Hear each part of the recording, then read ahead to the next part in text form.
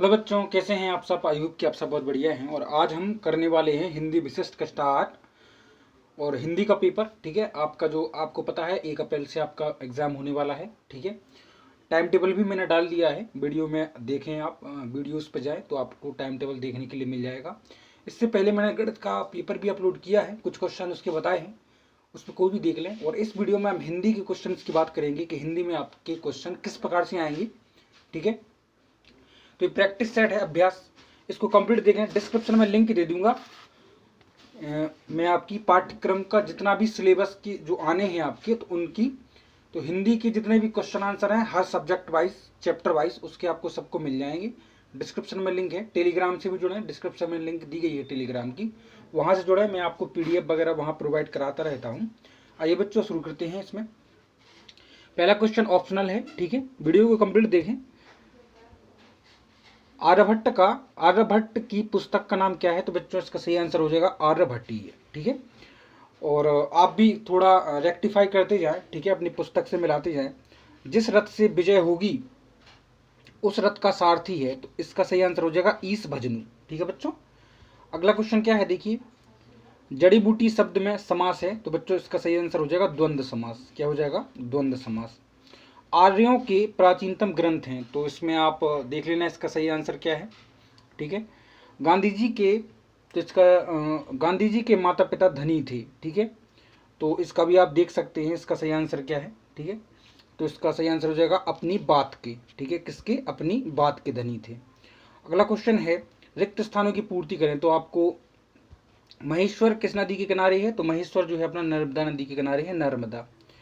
घुमड़ घुमड़ फिर, तो इसका सही आंसर हो जाएगा गगन में भरते गर्जन। तो इसका आप सही विकल्प देख लें, इसका क्या होना चाहिए।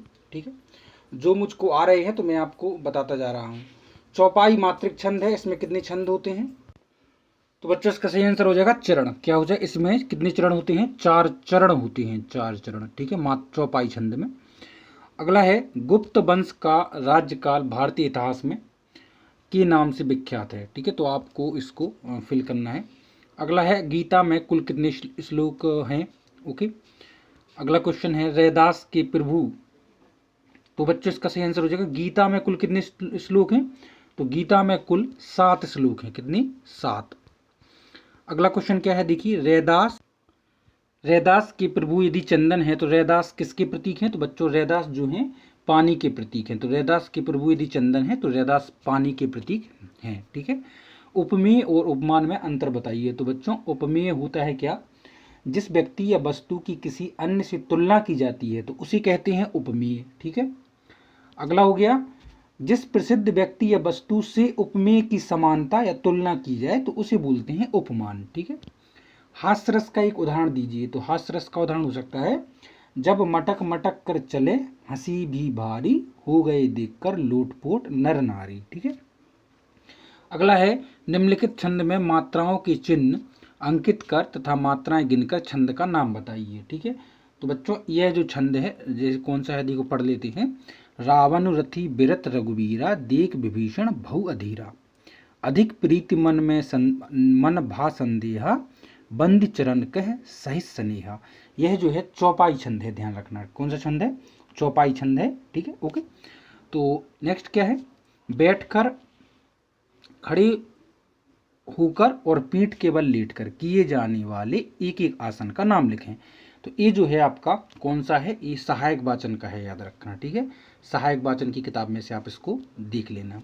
रेड क्रॉस के लोग क्या क्या करते हैं? ठीक है, तो बच्चों इसका सही आंसर हो जाएगा रेड क्रॉस के लोग विपत्ति काल में मानव की सेवा करने के कार्य करते हैं। वे बाढ़ पीड़ितों को संकट से बचाते हैं, उन्हें भोजन, वस्त्र, औषधि आदि उपलब्ध कराते हैं। ठीक है, संगीत की महिमा अनंत है।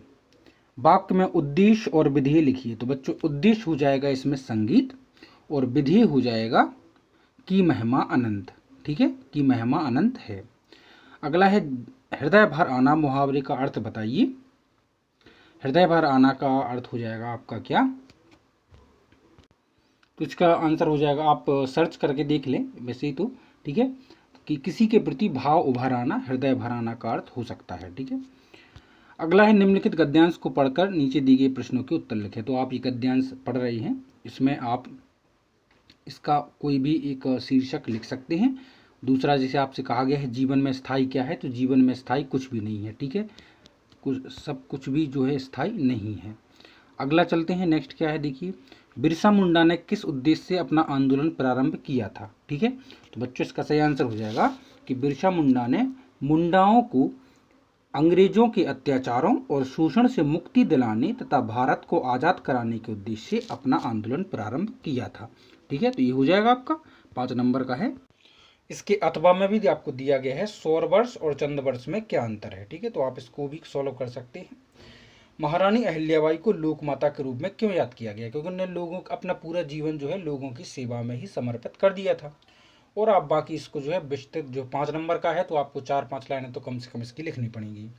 पृथ्वी अपनी धुरी पर चक्कर लगाती है, इस कथन को आर्यभट्ट ने किस तरह से लोगों को समझाया, तो इसका आंसर मैं बताता हूँ। देखो बच्चों, आर्यभट्ट ने लोगों को समझाया कि नदी में एक नाव है और वह धारा के साथ तेजी से आगे बह रही है।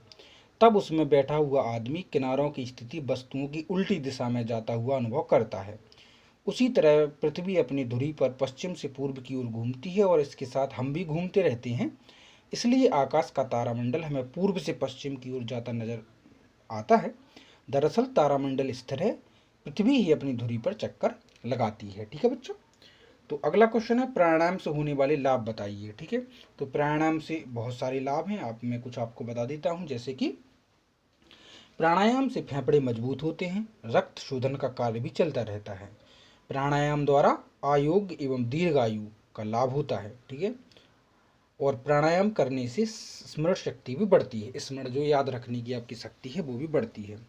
गांधी जी प्रार्थना करना क्यों आवश्यक मानते थे, तो इसको आपको लिखना है। आपके पिताजी का स्थानांतरण इंदौर शहर में हो गया है, आपको उनके साथ रहकर पढ़ना है, अतः इस बाबत स्थानांतरण प्रमाण पत्र यानी टीसी के लिए आपको एक प्रार्थना पत्र आपके स्कूल प्रधानाचार्य जी को लिखना है। बच्चों आप इसको किस तरह से लिखेंगे, तो आप इसको इस तरह से लिख सकते हैं। जैसे कि देखिए मैं आपको बताऊं, कहाँ गया ये वाला, सेवा में श्रीमान प्रधानाध्यापक महोदय, जो आपका स्कूल है उसको लिख सकते हैं। विषय लिखेंगे स्थानांतरण प्रमाण पत्र हेतु, ठीक है। महोदय जी, निवेदन है कि मेरे पिताजी का इंदौर स्थानांतरण हो गया है, जिसके कारण मेरा पूरा परिवार इंदौर जा रहा है। ऐसी स्थिति में मेरा इंदौर से आना संभव नहीं है। कृपया मुझे शाला त्याग प्रमाण पत्र देने का कष्ट करें ताकि मैं इंदौर में किसी विद्यालय में प्रवेश ले सकूं। आपका आभारी रहूंगा, आपकी बहुत कृपा होगी, ठीक है। अगला है अपने अध्ययन की जानकारी देते हुए कोई अपने मित्र को एक पत्र लिखिए, तो इसका भी आप लिख सकते हैं। गद्यांश दिया गया है आपको 2 अथवा में कोई भी एक करना है। इसके लिए आप क्या करें कि आपको कहा गया है गद्यांश की संदर्भ सहित आपको व्याख्या करनी है। तो चलो मैं आपको बताता हूं। आत्मविश्वास की सबसे बड़ी दुश्मन है दुविधा। दुविधा एकाग्रता को नष्ट कर देती है, आदमी की शक्ति को बांट देती है, आधा इधर आधा उधर, बस इस तरह आदमी खंडित हो जाता है, ठीक है। तो इसको मैं आपको बता देता हूं। देखिए बच्चों, संदर्भ क्या लिखेंगे आप, संदर्भ लिखेंगे क्या, देखिए कि प्रस्तुत गद्यांश हमारी पाठ्य पुस्तक भाषा भारती के आत्मविश्वास नामक पाठ से ली गई है और इसके जो लेखक है रचयिता कन्हैयालाल मिश्र प्रभाकर जी हैं, ठीक है। प्रसंग में क्या, व्याख्या में क्या लिखेंगे, देखिए दुविधा या असमंजस की स्थिति हमारे आत्मविश्वास को डगमगा देती है, यह आत्मविश्वास की सबसे बड़ी शत्रु है। दुविधा की स्थिति में व्यक्ति की एकाग्रता नष्ट हो जाती है। दुविधा की स्थिति उसको अलग अलग दिशाओं में भटकाती है, जिससे मनुष्य के मन की शक्ति बट जाती है। फलस्वरूप मनुष्य का आत्मविश्वास भी कई टुकड़ों में बट जाता है। ओके बच्चों, तो अब हम चलते हैं आपके नेक्स्ट क्वेश्चन पर। नेक्स्ट आपको क्या कहा गया है, क्वेश्चन नंबर 9 तो हो गया ना अपना, हाँ। तो क्वेश्चन नंबर 10 में चलते हैं। निम्नलिखित पद्यांश की संदर्भ सहित जो है आपको व्याख्या करनी है, ठीक है। तो चलो मैं आपको इसका बताता हूँ आंसर। इसमें आप कौन सा लिखेंगे, देखिए